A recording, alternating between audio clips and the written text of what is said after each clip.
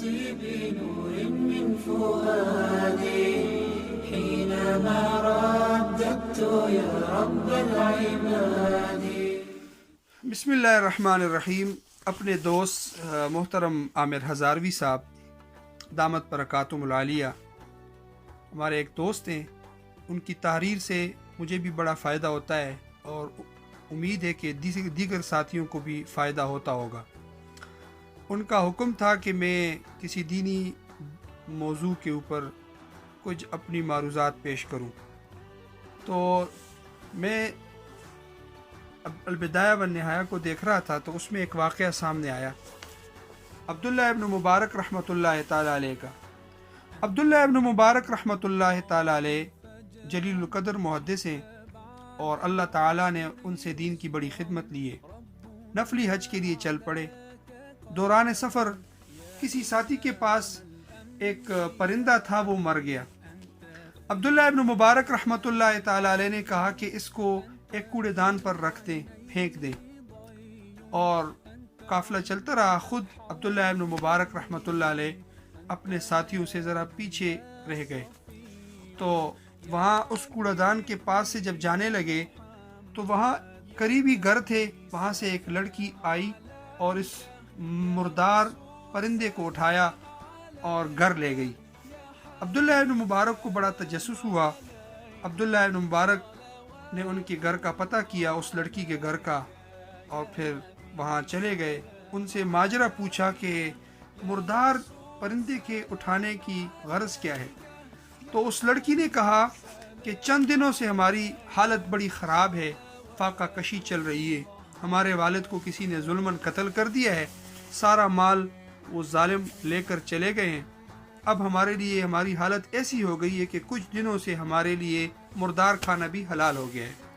عبداللہ ابن مبارک رحمۃ اللہ تعالیٰ علیہ کا دل بڑا خفا ہوا اور پریشان ہوئے. اپنے خازن کو، جن کے پاس پیسہ ان کا پڑا ہوا تھا، بلایا. کہا کہ کم معاک من النفقہ، آپ کے پاس کتنا خرچہ رہ گیا ہے؟ انہوں نے کہا میرے پاس 1000 دینار رہ گئے ہیں. عبداللہ ابن مبارک رحمہ اللہ نے کہا تقریباً 20 دینار واپسی کا کرایہ بنتا ہے، وہ رکھ دیں، باقی اس لڑکی کو دے دیں. پھر عبداللہ ابن مبارک رحمہ اللہ نے کہا کہ اس سال اس لڑکی کے ساتھ تعاون کرنا ہمارے لیے نفلی حج سے زیادہ افضل ہے. ثم رجع. عبداللہ ابن مبارک رحمہ اللہ پھر اپنے گاؤں واپس تشریف لے گئے. اس واقعے سے ایک سبق ہمیں ملتا ہے. آج کل ہم فضول خرچی کتنا کرتے ہیں. شادیوں پہ فضول خرچی، رسومات پہ پیسے ہی پیسے اڑا دیتے ہیں. اسی طرح نفلی عمروں پہ، نفلی حج پہ اتنا پیسہ ہمارا لگ جاتا ہے. لیکن ہمارے محلے میں غریب لوگ ہوتے ہیں جن کو 2 وقت کا کھانا میسر نہیں.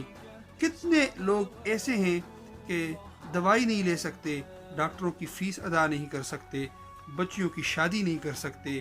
اسی طرح بیچارے بہت پریشان ہیں.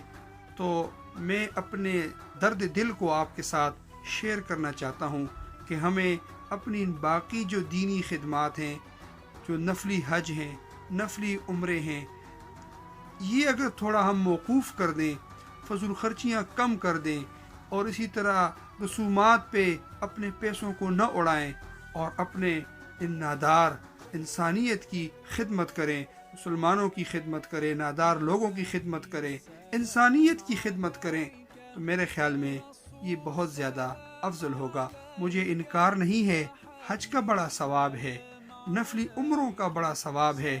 لیکن عبداللہ ابن مبارک رحمہ اللہ کے اس عمل سے یہ ہمیں معلوم ہو رہا ہے کہ نفلی عمروں اور نفلی حج سے زیادہ اور افضل وہ لوگ غریب لوگوں کی، نادار لوگوں کی، پریشان حالوں کی خدمت کرنا ہے. اللہ پاک مجھے بھی اور آپ کو بھی اس پر عمل کی توفیق عطا فرمائے. وآخر دعوانا ان الحمد للہ رب العالمین.